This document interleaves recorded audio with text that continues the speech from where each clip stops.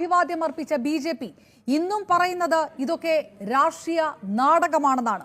CPM നേതാക്കളും മതമൗലികവാദികളും നടത്തുന്ന വിദ്വേഷ പരാമർശങ്ങൾക്കെതിരെ നടപടി ഒന്നും എടുക്കാതെ പിണറായി സർക്കാർ PC ജോർജിന്റെ കാര്യത്തിൽ മാത്രം കാളപെറ്റെന്ന് കേട്ടയുടൻ കയറെടുക്കുന്നു എന്നാണ് ചില BJP നേതാക്കന്മാരുടെ ചോദ്യം.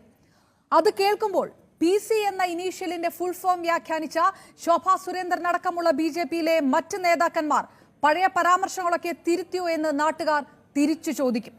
30 വർഷത്തോളം MLA ആയിരുന്നിട്ടും എളുപ്പം പ്രകോപനത്തിന് വശംവദനാകുന്ന PC ജോർജിന് രാഷ്ട്രീയക്കാരനായി തുടരാൻ അർഹതയില്ലെന്ന് പറഞ്ഞ ഹൈക്കോടതിയെയും വിമർശിക്കുമോ BJP എന്ന ചോദ്യം ഇടയിൽ കൂടി ചോദിക്കട്ടെ.